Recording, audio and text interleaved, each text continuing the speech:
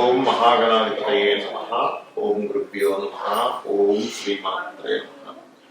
పరమేశ్వర స్వరూపమైనటువంటి జ్యోతిష, వాస్తు మరియు ఇతర అనేకమైనటువంటి శాస్త్రములను మనకు అందించినటువంటి మహర్షులకి నమస్కారం.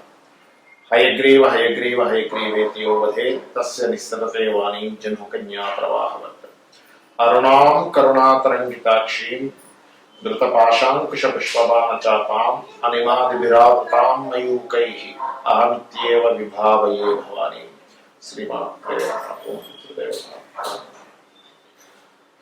మనం ఈరోజు గురువు జనవరి 1వ తేదీ నుంచి వక్రగతి పోయి స్ట్రైట్ అవుతున్నాడు. ఈ యొక్క గురువు వక్రగతి వెళ్ళిపోయి అది సవ్యగతిలోకి వస్తున్నందుకు అక్కడ ఒక 5 నెలల పాటు ఉంటాడు గురువు మేషరాశిలో ఉంటూ ఏ ఏ రాసుల వారికి ఎటువంటి ఫలితాలు ఇస్తాడు. అలాగే గురు రాశుల్లో రాహు ఉన్నాడు. ఈ గురు రాశుల్లో ఉన్న రాహు గురుచండాల యోగాన్ని ఏర్పరిచినందుకు ఎటువంటి ఫలితాలు జరుగుతాయి. అక్కడ గురుచండాల యోగం జరుగుతూ ఉంటే ఇక్కడ కేతువు కన్యా రాశిలో ఉన్నాడు. సో ఈ కాంబినేషన్ అనేటువంటిది మీకు ఎటువంటి ఫలితాలను ఇవ్వనుంది ప్రతి రాశి ప్రతి లగ్నం వారికి. వీటి మూలంగా దేశకాల పరిస్థితులు ఎలాంటి మార్పులు వస్తాయి, పర్సనల్గా అసలు మీరు ఎటువంటి వాటిల్లో బాగుంటుంది, ఏ విషయాల పట్ల మీరు జాగ్రత్త వహించాలి, ఏ పరిహార మార్గం చేసుకోవాలి అనేటువంటిది ఒక్కొక్క లగ్న రీత్యా తెలుసుకున్నాము. లగ్నం తెలియని వారు రాశి నుంచి చూసుకోవచ్చు. ముందుగా మేషలగ్నం తీసుకుందాం. మేషలగ్నం కనుక తీసుకున్నట్లయితే గురువు మీకు రాశిలో నుండి స్ట్రైట్ అవుతున్నాడు. దీనివల్ల మీకు కలిగేటువంటి ఫలితాలు ఏమిటి అంటే మెంటల్ పీస్, అంటే మానసికంగా స్ట్రెస్ అనేటువంటి తగ్గిస్తాడు. అలాగే ఇక్కడ ఉన్నటువంటి గురువు పర్టికులర్ గా మీకు ఎటువంటి యోగాలను ఇస్తున్నాడు. ఇక్కడ ఈ రాశిలో ఉండే నక్షత్రాలు మీకు ప్రయాణం చేసేటప్పుడు ప్రత్యేకంగా మీకు సంతాన అభివృద్ధిని, రాజకీయ అభివృద్ధిని, ఆరోగ్యాభివృద్ధిని ఇస్తాడు. అదేవిధంగా వివాహం కోసం చేసే ప్రయత్నాన్ని ఈ 5 నెలల పాటు మేషం వారికి యోగాన్ని ఇస్తాడు. మేషలగ్నం లేదా మేషరాశి వారికి గుర్తుపెట్టుకోండి. అలాగే కొన్ని పుణ్యక్షేత్ర దర్శనాలు, ఎందుకంటే 9వ స్థానాన్ని చూస్తున్నాడు కదా. మరియు ఈ యొక్క ప్రాంతంలో ఉన్నటువంటి గురువుని ఏ విషయంగా చెప్తారు అంటే పూర్వ జన్మలో మీరు ఏదైతే కొన్ని పుణ్య ఫలితాలు చేస్తుంటారో వాటికి సంబంధించినటువంటి విషయాల్ని ఇక్కడ ప్రోగ్రెస్ అవుతుంటాయి, గుర్తుపెట్టుకోండి. అలాగే మరొక విషయం ఏంటంటే చూసుకున్నట్లయితే ఈ యొక్క గురువుతో పాటు ఈ గురు రాశుల్లో ఉన్న రాహుని మనం పరిశీలన చేసుకోవాలి. అయితే ఈ రాహు వల్ల దేశకాలమాన పరిస్థితుల్లో జరిగే ఫలితాలు వీటి గురించి చెప్తానండి. ఇక్కడ ఏంటంటే ఈ రాహు ఎప్పుడైతే 12వ స్థానంలో ఉన్నాడో మేషం వారికి గురువు వక్రగతి పోతుంది. గురువు నుంచి 12లో రాహు ఉన్నాడు. జీవుడికి విదేశీ అవకాశాలకి ఇక్కడ చక్కటి ఫలితం. మరి ఇదే మేషరాశి వారికి గురువు నుంచి 6లో కేతు ఉన్నాడు. ఎందుకంటే గురువు అనేది కేవలం గురువు ఒక్కటే కాదు, గుర్తుపెట్టుకోండి. ఆ గురువు నుంచి ముందు వెనక లేదా షష్టాష్టకాల్లో లేదా 6/8 6/12 రాసుల్లో ఉండేటువంటి కాలానికి మోక్షానికి కారకుడు ఏమి ఫలితాలు ఇస్తున్నారు ఇస్ మోస్ట్ ఇంపార్టెంట్. మీ నిత్య జీవితంలో ఈ జూపిటర్ ముందుకు వెళ్ళేటప్పుడు నిత్య జీవితంలో కొన్ని ఆటంకాలు కలుగుతూ ఉంటాయి. మరి ఈ ఆటంకాలు తగ్గాలన్నా ఈ జూపిటర్ గురువు ఇక్కడ ఉండే 5 నెలల్లో వక్రగతిపై స్ట్రైట్ అవుతున్నందుకు ఈ యొక్క మంచి ఫలితాలు రావాలన్నా మీరు చేయాల్సింది ఏమిటి? ఈ గురువు ప్రత్యేకంగా మీకు చూడండి భూ సంబంధించిన గృహ సంబంధించిన యోగాలు ఇవ్వడానికి కూడా సఫలీకృతం చేస్తాడు, అందులో ఎటువంటి సందేహం లేదు. కాకపోతే 6లో కేతు ఉన్నందుకు, గురువు నుంచి 6లో కేతు ఉన్నందుకు ల్యాండ్ మూలంగా తీసుకునే లోన్స్ విషయంలో కానీ ల్యాండ్ తీసుకునే లోన్స్ ఇవ్వడం కానీ ఈ యొక్క అంశాల్లో మాత్రం చాలా చాలా చాలా కేర్గా ఉండండి.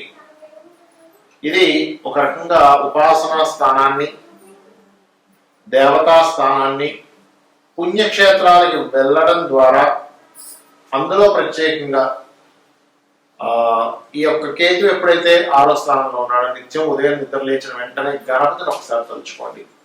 ఏదైనా ఒక పని చేసేటప్పుడు లేదా అప్పు తీసుకోవాలి ఇవ్వాలనుకున్నాను అలాంటి సమయంలో కూడా ఒకసారి గణపతిని తలుచుకోండి. అయితే మీ మేష లగ్నం వారికి, ప్రత్యేకంగా రాశి ఆ లగ్నం వారికి సూర్య ఉపాసన ఇచ్చినంత లబ్ధి ఏ ఉపాసన ఇవ్వదు. అంటే వేరే ఇవ్వదా అంటే అలా కాదు. ఇక్కడ ఏంటంటే ఒక్కొక్క రాశికి ఒక్కొక్క లగ్నాన్ని స్పెసిఫిక్ గా ఫలానా గ్రహం ఈజ్ మోస్ట్ మంచి ఫలితాలు ఇస్తుందని ఉంటుంది. ఆ రకంగా పంచమాధిపతి అవుతాడు రవి. సహజంగానే ప్రత్యక్ష దైవంగా చెప్తూ ఉంటారు. కాబట్టి పంచమాధిపతి రవి అయినందుకు సూర్య ఉపాసన చాలా చక్కటి ఫలితాలు మీకు ఇస్తుంది. మరి ఈ గురువు మేషంలో ఉన్నందుకు, రాహు మీనంలో ఉన్నందుకు, కేతువు కన్యారాశిలో ఉన్నందుకు దేశకాలమాన పరిస్థితుల్లో ఎటువంటి ఫలితాలు వస్తాయి చూసుకున్నట్లయితే, ఇప్పుడు మనం డిసెంబర్ మాసంలో చెప్పుకుంటున్నాం. జనవరిలో రాబోయేది ఎటువంటి వస్తాయి అంటే కొత్త వైరస్లు విజృంభిస్తున్నాయని, కొంచెం అలర్ట్ గా ఉండాలని. ఎందుకంటే ఈ గురువు ప్రజెంట్ అయితే వక్రగతిలో ఉన్నాడు. స్ట్రైట్ జనవరి 1 నుంచి అవ్వబోతున్నాడు. ప్రస్తుతం ఎప్పుడైతే వక్రగతిలో ఉన్నాడో, మనకు ఒక 3 ఏళ్ల క్రితం ఏదైతే అప్పట్లో మనకి కోవిడ్ కరోనా వచ్చి ఇబ్బంది ఎలా ఉందో అటువంటి సింటమ్స్ కొంచెం ఇబ్బంది అనిస్తుంది. కొద్దిగా, ఎక్కువ కాదు. అప్పట్లాగా మొత్తం మూసేసుకొని నెలల తరబడి ఇంట్లో ఉండడం, అన్ని బంద్ అయిపోవడం, అసలు రోడ్డు మీద తిరగకపోవడం అట్లా ఏం కాదు. కానీ కొంత దాని ప్రభావం కొంత ఉంటుంది. ఏది ఈ గురువు వక్రగతి ఉన్నంత కాలం. వక్రగతి అయిపోయాక దాని ప్రభావం కొంత తగ్గుతుంది. ఎందుకంటే ఈ రాహు కేతువుల మధ్యలో, కాలానికి మోక్షానికి కారకమైన రాహు కేతువుల మధ్యలో ఈ గ్రహాలన్నీ కూడా ఉన్నాయి. ఎప్పుడైతే జనవరి 15 వస్తుందో, 1వ తేదీ వస్తుందో, మనం డిసెంబర్ మాసంలో చెప్పుకుంటాం, 1వ తేదీ వస్తుందో, అప్పుడు ఏమవుతుంది అంటే కొంచెం గురువు వక్రగతి ఎప్పుడైతే పోతుందో ఈ సింటమ్స్ అనేవి కొంచెం కంట్రోల్ అవుతాయి. కానీ ఈ ఆరోగ్యాన్ని ఇచ్చే కారకుడు రవి అక్కడే ఉన్నాడు కదా. అందుకని ఈ రవి బయటకు వచ్చేదాకా, అంటే ఈ రాహు నుంచి బయటపడాలి. రవి ఎప్పుడు బయటపడతాడు ఆయన అంటే ఏప్రిల్ 14వ తేదీ బయటకు వస్తాడు ఆయన. కాబట్టి ఏప్రిల్ 14వ తేదీ వరకు ఈ, ఎందుకంటే సర్వసాధారణంగా ఇది ఒక రోజులో పోయేది కాదండి. ఇది మన కరోనా ఎఫెక్ట్ ఏదైతే 3 ఏళ్ల క్రితం వచ్చింది, ఇది ఒక 10 ఏళ్ల పాటు జరిగేటువంటిది ఒక జర్నీ. ఇది ఒక 10 ఇయర్స్ జర్నీ చెప్పాలంటే. ఈ 10 ఇయర్స్ లో అప్పుడప్పుడు వస్తుంది, విజృంభిస్తుంది, ఏదో వచ్చేస్తుంది, మళ్ళీ పోతుంది. ఇట్లాంటివి ఎక్కువగా జరుగుతూ ఉంటాయి. అంటే ఇంకొక 7 ఇయర్స్ పాటు ఇవి జరుగుతూ ఉంటాయి చెప్పాలంటే. 7 ఇయర్స్ కంటే చెప్పాలంటే ఇంకొక 4 ఇయర్స్ అనుకోండి ఇంక బలంగా ఉంటాయి. కాబట్టి ఏంటి, ఈ కాంబినేషన్ ఏదైతే ఉందో, ప్రజెంట్ ఉన్నటువంటి ఈ గ్రహస్థితి ఏదైతే ఉందో, ఇందులో జీవుడు స్ట్రైట్ అయినప్పుడు మంచి ఫలితాలు వస్తూ, రవి కూడా బయటపడ్డప్పుడు కొంచెం దీని నుంచి కంట్రోల్ అనేటువంటిది వస్తుంది. దీని తర్వాత రాహు మీనంలో ఉన్నాడు అనుకుంటున్నాం. దేశకాల పరిస్థితుల్లో చూడండి, రాహు మీనంలో ఉంటే ఏం జరుగుతుంది అంటే దీన్ని గురు చండాల యోగము అంటారు. గురు చండాల యోగము. ఎప్పుడైతే గురు చండాలం జరుగుతుందో ఇక్కడ జరిగేటువంటిది ఏమిటి, గురువు అనే గ్రహం రాశి మీద రాహు సంచారం జరుగుతుంది. దీనివల్ల కొన్ని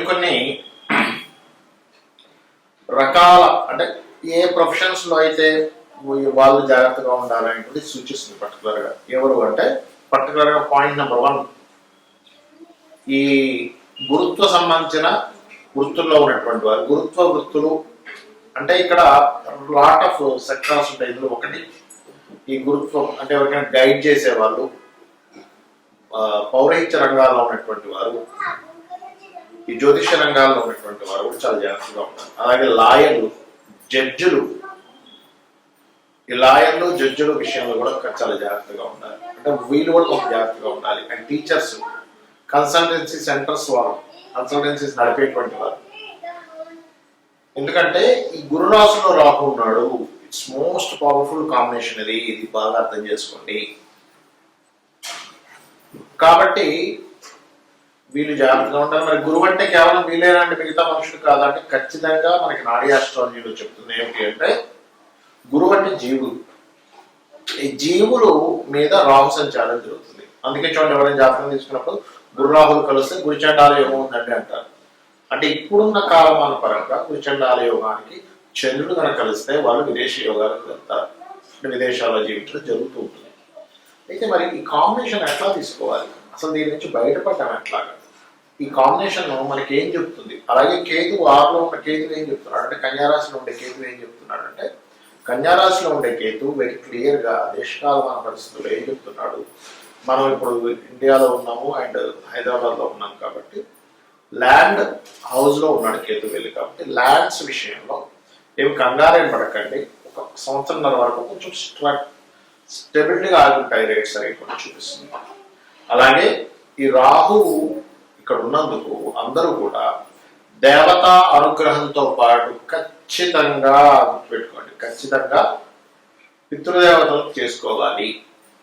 అదేవిధంగా మనకి కలియుగంలో కలౌ చండీ వినాయక అంటారు, అంటే చండిని వినాయకుడిని ఎక్కువగా చేసుకోవాలండి కలియుగంలో. అంటే గణపతి యొక్క ఆరాధన, అదేవిధంగా చండీ పారాయణము ఇవి గనక చేసినట్లయితే ఈ కాలంలో ఉన్న చూసారా, ఈ కాల సర్పము ఉన్నటువంటి అధిక గ్రహాలు కాలంలో ఉన్నప్పుడు ఈ కాలంలో జరిగే విపత్తుల నుంచి జీవులు కాపాడబడతారు. అంటే ఏమీ లేదండి, చేయడం ఆరాధన చేయడం. చాలా మంది అంటారు ఏమంటే ఆరాధన అన్నారు ఏం చేయాలి? ఎందుకంటే నార్మల్గా ఉండే లేమ్యాన్కి అర్థం కాదు ఆరాధన అంటే. సింపుల్గా ఏం లేదు, మీరు చేసే ప్రతి పని కూడా ఒక గణపతిని తలుచుకుంటూ చేయండి. లేదా ఉదయం పూట చక్కగా ఒక 10 నిమిషాలు కూర్చొని ఓం మహాగణాధిపతయే నమః అనుకుంటే అక్షింతలు వేయండి, గణపతికి సరిపోతుంది. చండీ పారాయణం యూట్యూబ్లో పెట్టుకొని చక్కగా వినండి, దాని అర్థం తెలుసుకోండి. అసలు చండీ పారాయణం అంటాం కదా, చండీ పారాయణంలో అసలు ఏమిటి అనేది ఒక అర్థం ఉంటుంది, మీనింగ్ ఉంటుంది దానికి. యూట్యూబ్లో బోల్డ్ అంత స్టఫ్ ఉంటుంది దానికి. అది వినండి, వింటే ఏమవుతుందంటే మన కర్మలన్నీ కూడా దైవ సంబంధించినటువంటి అనుగ్రహం ఎప్పుడైతే కలుగుతుందో ఒక బ్యాడ్ కర్మలోకి వెళ్ళాల్సిన బయటపడిపోతాం. ఇది ఖచ్చితంగా చేయండి. దుర్గా దేవి ఆలయాలకు రెగ్యులర్గా వెళ్తుండండి, గణపతి ఆలయాలకు రెగ్యులర్గా వెళ్తుండండి. ఈ కాలంలో జరిగేటువంటి ఈ యొక్క స్థితి నుంచి మీరు బయటపడతారు. మీ అందరూ అమ్మవారి యొక్క అనుగ్రహానికి పాత్రలు అవుతారు. శ్రీమాత్రే నమః.